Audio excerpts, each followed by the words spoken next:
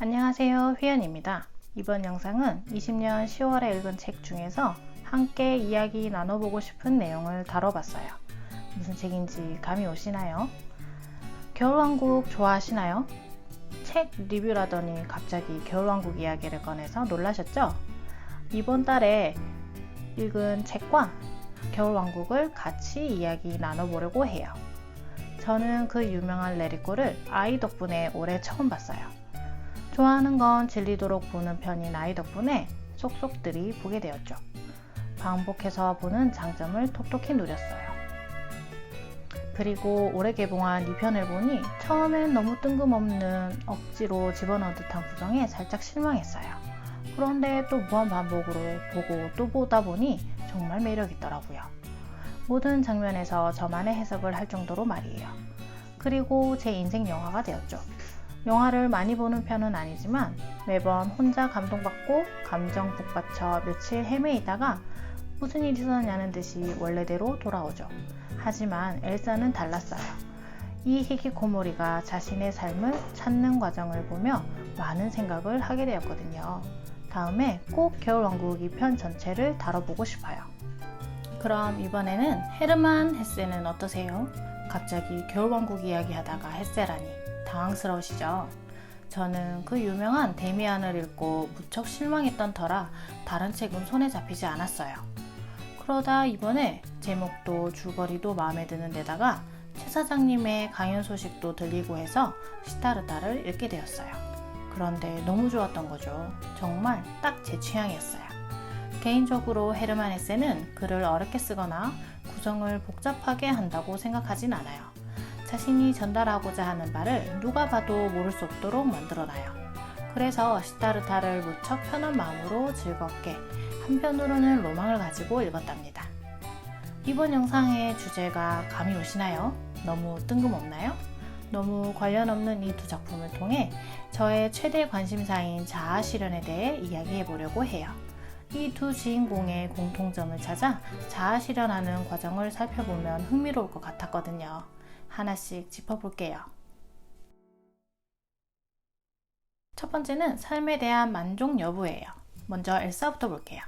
엘사는 이 편에서 권위 있는 여왕의 모습으로 등장해요. 겉으로 보기에는 모든 것이 순조로운 것 같지만 자신의 내면에서는 그 생활을 누리기만 할 생각은 없나 봐요. 바로 자신에게만 들리는 목소리 때문이죠. 현재 생활에 만족하고 있는 것 같은데 실제로는 자신의 내면 깊은 곳에서는 자꾸 그게 아니라는 듯 동요를 일으켜요. 전 개인적으로 이 목소리를 엘사 자신의 목소리라고 생각했어요. 자신이 해야 할 일이 있고 가야 할 방향이 있는 사람이라면 무의식에서부터 이런 생각들이 올라오지 않을까 해서요. 처음에는 엘사도 당황스러워 거부하지만 어느 순간부터는 진실의 목소리를 듣기 시작해요. 이게 우리 많은 사람들의 모습이 아닐까 생각했어요. 처음부터 우리의 운명을 알아차리고 따라갈 수 있다면 무척 좋겠지만 대부분의 사람들이 모르거나 저 깊은 곳에서 울려나오는 목소리를 거부하죠. 마찬가지로 시타르타도 자신의 삶에 전혀 만족하지 못했어요. 애초에 구도자로 태어난 사람 같았죠.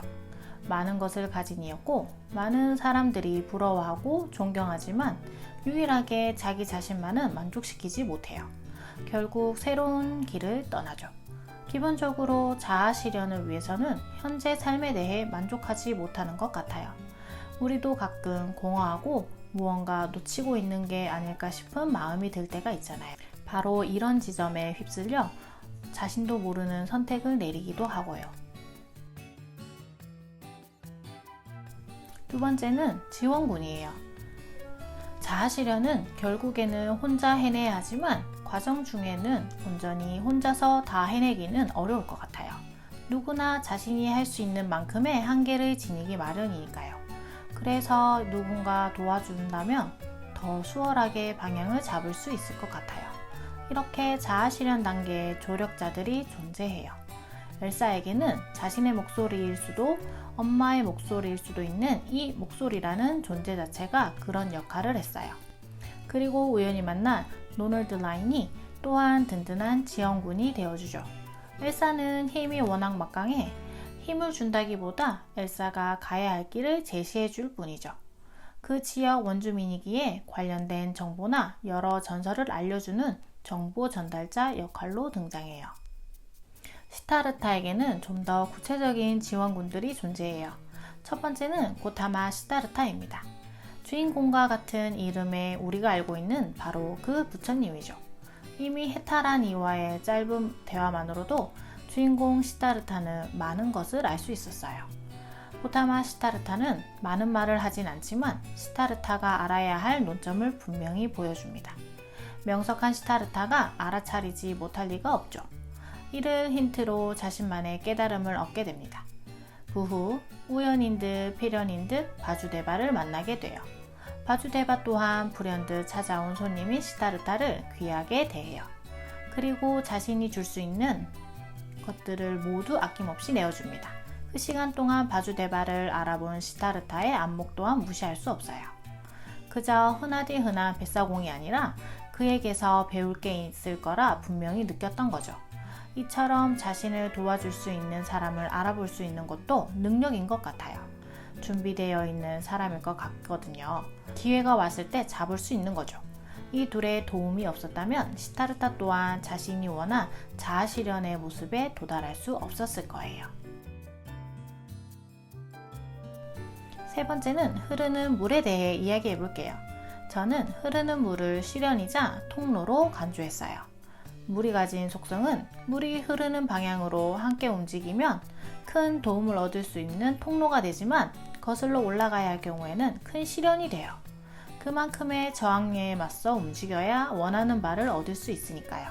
이는 그만큼의 의지와 힘, 그리고 해내고자 하는 목표를 갖고 있어야만 가능해요.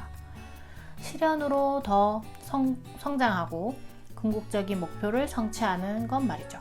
엘사는 자아실현을 위해 바다를 건너야 했어요. 이는 엄청난 시련이죠. 얼음을 자유자재로 구사할 수 있으니 바다만 있다면 상관없었을 테지만 인생은 그렇게 호락호락하지 않아요. 하지만 결국 엘사에게 지인 바다이자 물의 정령이 엘사를 무사히 원하는 곳으로 데려다 주죠. 이렇게 물의 흐름을 타고 함께 흐르게 되면 물은 통로가 되어 원하는 바를 향해 나아갈 수 있는 길이 되죠. 시타르타에게는 강이 있었습니다. 뱃사공이를 하면서 끊임없이 강 주위에 머물거든요. 긴 시간 동안 강이 하는 말도 듣고 강에게서 배우기도 해요.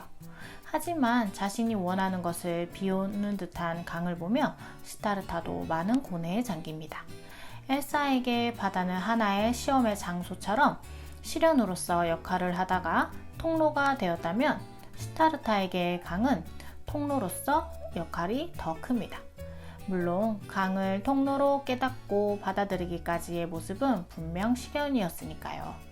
강이 주는 그 지혜를 받아들이기 위해 시타르타는 많은 고뇌를 하고 많은 생각을 했어야만 했어요. 결국 통로로 받아들이고 강이 하는 말을 잘 담을 수 있었지만요. 마지막은 사랑입니다.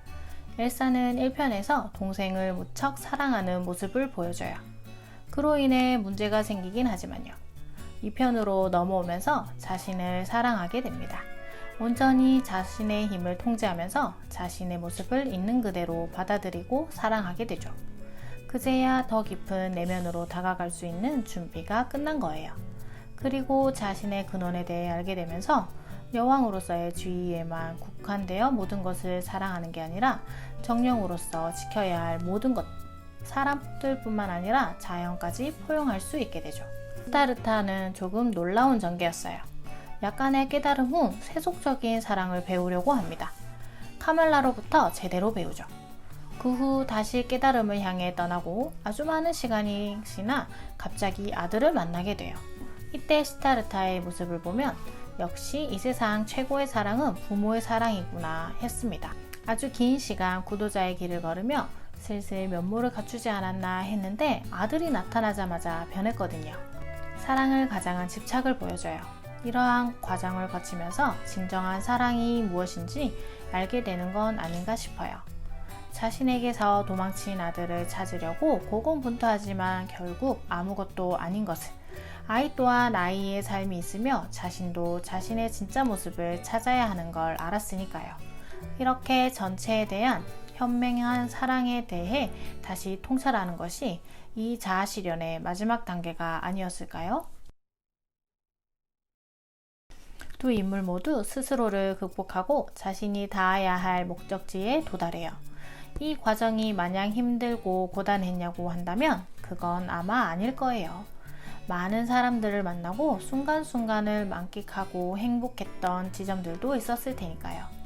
그러면 목적지에 닿았을 땐 어떨까요? 성취하고 나서는 무조건 행복하고 잘 살았을 거라 생각하시나요? 공주님과 왕자님이 결혼해서 행복하게 살았습니다 라는 엔딩을 우리는 이제 믿지 않아요. 미래는 알 수 없으니까요. 게다가 우리는 미래가 아닌 현재를 살고 있으니까요. 적어도 두 인물은 어떻게 현재를 살아야 하는지를 분명히 알게 된 것 같아요. 저는 각 작품의 끝부분이 각 인물들의 삶이 새로이 시작되는 지점이 아닐까라고 생각합니다. 여러분은 어떠세요? 어떤 요소들을 모으고 있으신가요? 자신의 자아실현에 대해 생각해 본 적 있으신가요? 자신의 내면의 목소리를 들어본 적도 있으신가요? 자신의 삶에 만족하고 계신다고요? 확신하시나요? 아니면 자신에게 손 내밀고 있는 주변 사람들을 못 보고 있는 건 아닐까요? 삶의 방향에 대해 함께 이야기할 수 있는 사람을 못 알아보고 계신 건 아닐까요? 시련 앞에 무너지려는 것 같은 느낌을 느낄지도 모르죠. 이런 시련을 통로로 만드는 방법을 찾아 움직일 수 있게 힘을 내야 할 텐데 말이죠. 모든 사람이 이런 요소를 지니고 자아 실현을 하는 건 당연히 아닐 거예요. 이 두 인물로 우리가 분명히 알 수 있는 건 그 끝은 사랑일 거라는 거죠. 문장이나 말로는 그렇겠지, 그런가 보지, 혹은 사랑이 뭐야, 너무 추상적이잖아 하실 수도 있어요. 어쩌면 우리가 그 끝에 가보지 못해서 모르는 건 아닐까요? 저랑 같이 가보시지 않으실래요? 그 끝에 무엇이 있을지 궁금하지 않으세요? 시타르타, 엘사, 그리고 이번에는 우리 차례예요. 시청해주셔서 감사합니다. 저는 다음 휴연의 읽은 책으로 돌아올게요.